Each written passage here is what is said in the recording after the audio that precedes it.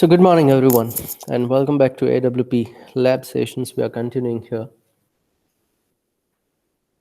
Currently, we are going through the refreshing JavaScript and CSS part, and in that part, we, as a practical number one, we have created some kind of a form.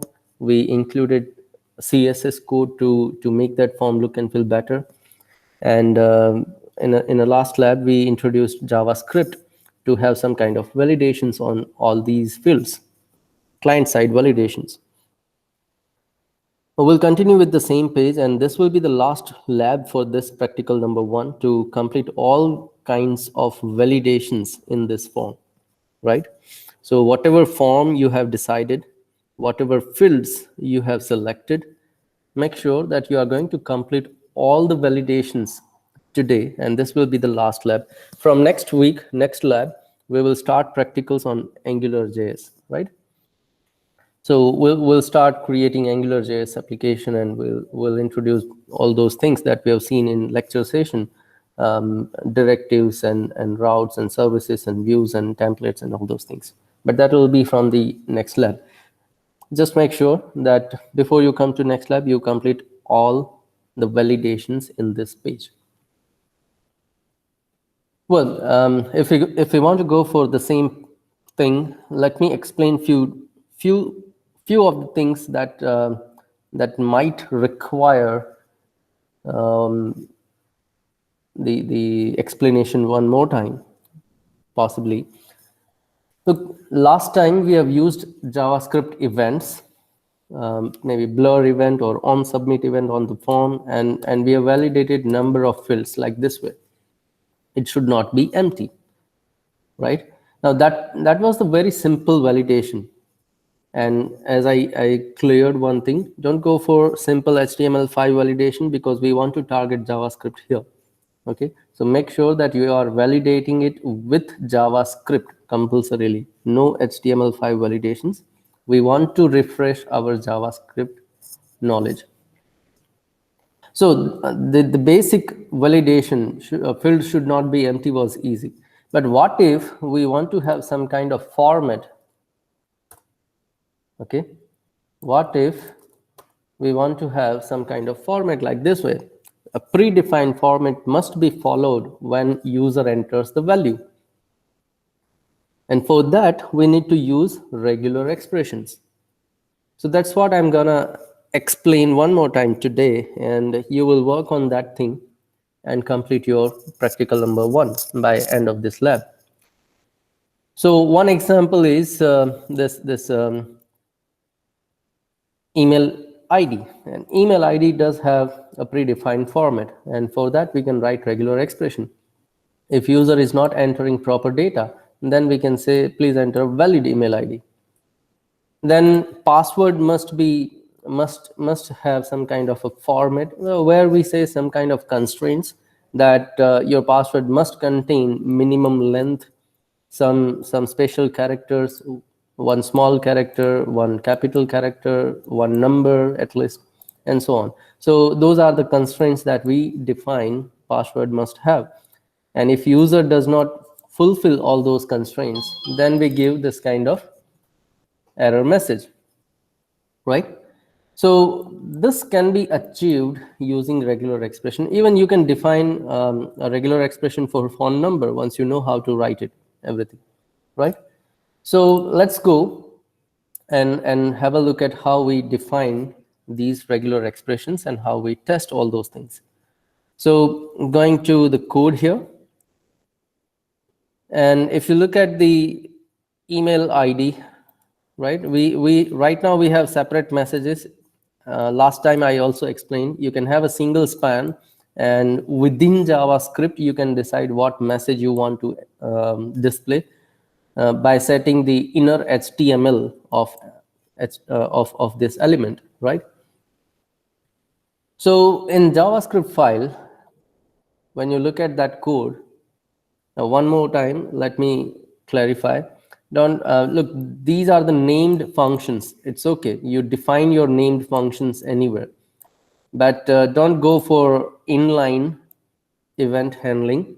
go for add event listener method. Okay, and in add event listener, if you are going through this way, like you fetch all the inputs, and using for each loop you select one by one element, and then you add listener, then here you can have switch case for this ELE. For your element you can have a switch case, and in different cases you can decide whether you want to go for simple error message, or for some cases you may have regular expressions that we are going to see now. So based on a case, you define your code. So that can also be done. Still, that will be less number of lines compared to this. Okay. Now let's focus on the regular expression right now. So how do we define regular expression? So this slash sign at front and end defines this is a regular expression. Look, we are not writing double quote here. If you write double quote, then it becomes a string. Now this is not a string, this is a regular expression. So if you write double quote, then this variable becomes the object of string class or string object, right? But when you define this way, this is a regular expression, so this variable is actually the regular expression object. Now we have seen number of inbuilt JavaScript objects already, and there we looked at one regexp, regex object, inbuilt object. Now once it is the object, you can access its properties and methods. So email pattern is, look, the benefit of using this text editor, when I hover on that that variable, it tells me what is the type of that variable, right? regexp. So that's the regular expression object. Now, if it is a regular expression object, then we can use its inbuilt methods. So test is the inbuilt method, and when we hover on that, it gives us a small help kind of thing. So that requires one string parameter, and it returns a Boolean data, true or false, right? So in that method, we pass our field value, and this string, whatever value, whatever data entered by your client, it is going to be tested with this regular expression. And based on the Boolean data received, whether true or false, based on that thing, you can display your error message. So this is not much important thing. This is the same thing like this way. Based on some condition, we display or hide. Again, based on some condition, we display or hide. But the important thing here is to define this regular expression. Now let us understand what this regular expression is all about and how we can write it. So when we define regular expression, make sure you are using this slash. Now, in between those two slashes, if you want to compare your entire string, then you define caret sign and the dollar sign. So this caret sign defines it's the starting of the string, starting of the data, and dollar defines it's the ending. So when you write these two characters here, this regular expression will be matched with the entire string of your data. And if you do not define these things, then it is going to compare the substring from your data. Okay, so if you have a paragraph and you just want to search a word pattern in that paragraph, then you go for substring. But let's say if you have a sentence and you want to compare that entire sentence, then you need to have caret sign and dollar sign. Okay, so what is the meaning of caret and dollar? It's starting and ending. Well, here we want to compare entire email address, so we define caret sign and dollar sign. And in between those two characters, we actually define the pattern of email address. Look, email address has a predefined pattern. First, you will have your username, then you'll have @sign, and then you'll have the mail service domain. So let's say gmail.com. right? So to define that, even your username has a constraints. Your username can have small alphabets, capital alphabets, and some characters, right? Special characters. Other than that, username will not allow you to have any space or any other special characters, right? So that's what we define in a regular expression. Square bracket defines the set of options. So something that you write within the square bracket means you have all these options. You can select any of these. So square bracket is the option. Now, what are the options we have? We have small characters, so A to Z. Now, this minus sign, hyphen sign, defines a range. So small a to small z, A to Z is the range. Then capital A to Z, another range. Then 0 to 9, another range. So we are defining a few ranges here: small character, capital character, numbers. Then our username allows us to have underscore sign, so we use it. In our username, we may use dot. Now, dot has a special meaning in regular expression. Dot means anything. But here, what we want is dot means dot, no other thing. So that's why we use this backslash as a escape character. So backslash and dot makes it a dot itself. Similarly, like minus sign defines a range in regular expression. But what if we want to compare minus sign itself? Then again, we use escape character minus. So slash minus.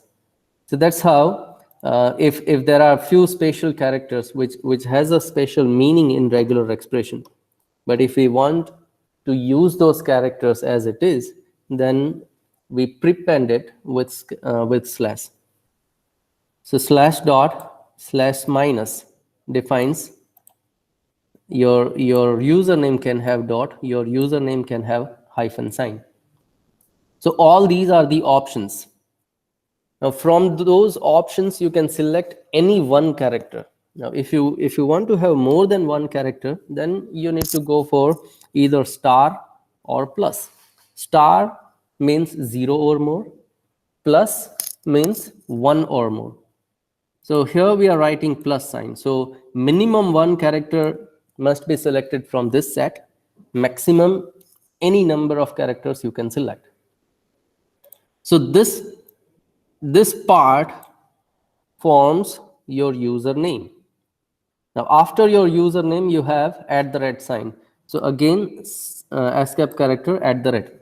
So now here we do not have any square bracket, we do not have any star, plus, question mark, nothing, which means compulsorily one @ sign must be there within your email address.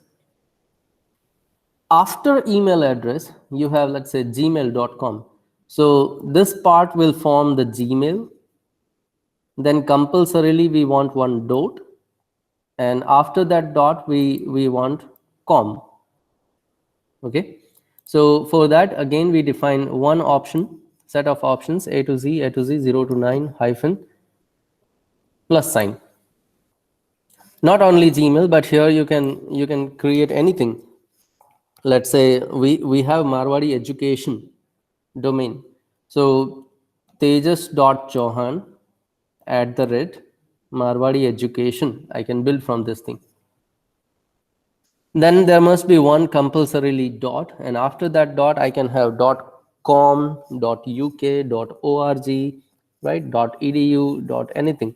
So that we need to form from this set, but that will have a predefined range. Now if you want to have those ranges, then means the number of characters, if you want to finalize, then you can achieve that thing using curly braces.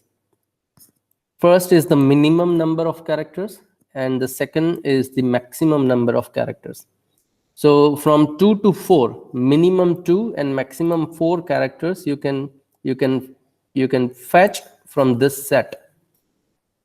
So that prepares .uk or and so on, right? Now remember, this thing will not accept .co.in, because after @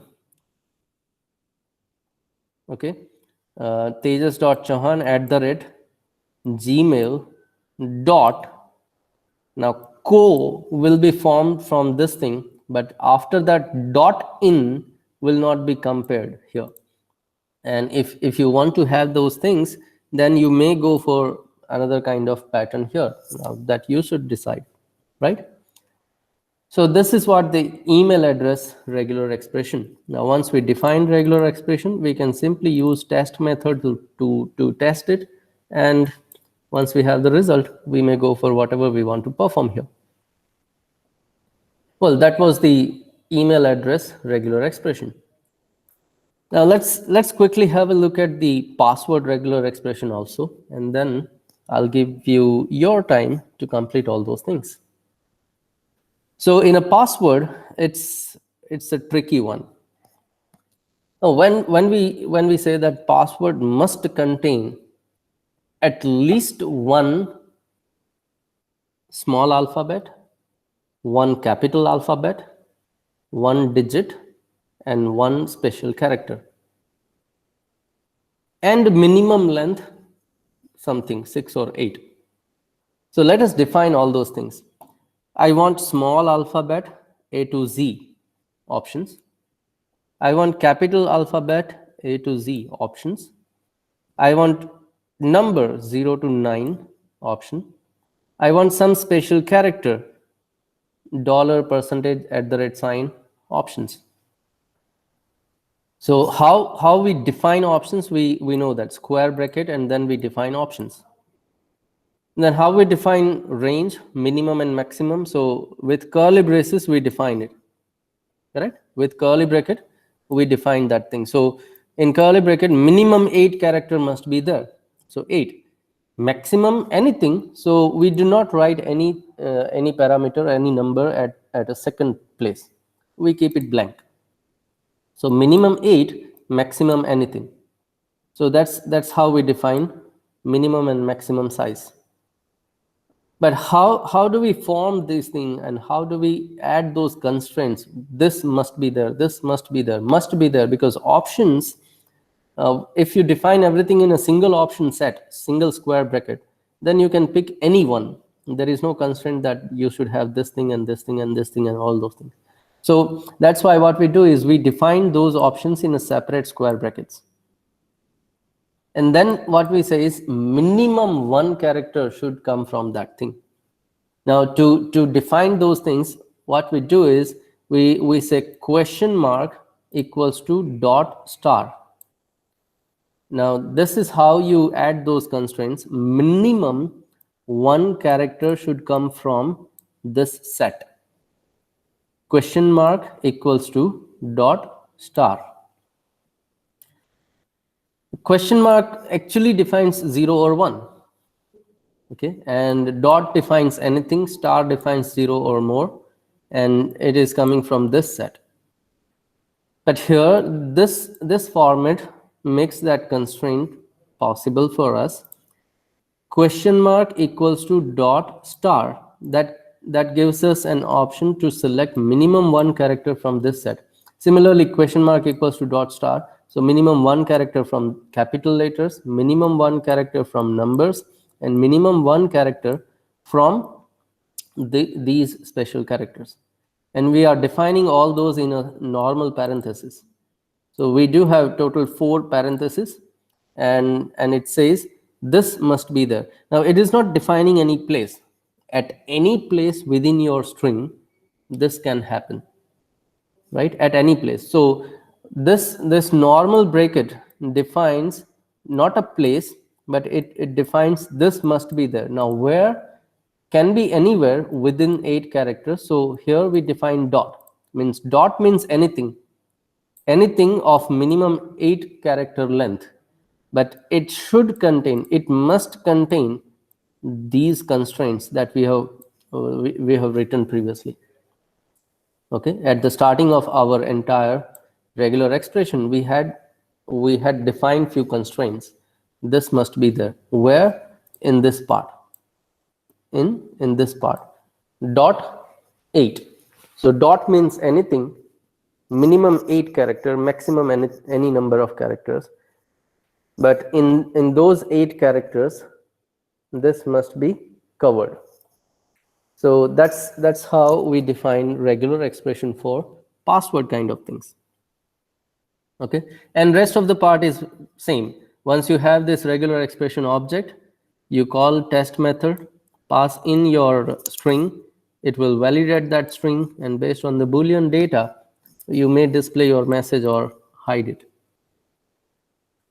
So that's what the regular expression is. And then you may go for any kind of validation in your form, and you complete that part. So that's it from my side. I'm going to stop this recording because we don't want to have unnecessary recordings here, but we all are here till 10 o'clock. You start working on your form and make sure you complete it today or before next lab. If you have any kind of query, doubt, or problem, you ask me, we'll resolve that thing and we'll try to complete everything today. Yeah? So go for your form and complete all the validations. After some time, I'm gonna ask someone to present the form and discuss with all the students here what you are doing, right? Okay, Urvashi is saying last lab lecture. Okay, listen, I have already uploaded all the lectures recordings in YouTube channel. If you go for our channel and search for AWP playlist, you will have all my videos, lecture videos and lab videos in that thing. Fine? Okay, yeah. So go for your practical and complete it now. I'm going to stop this recording here.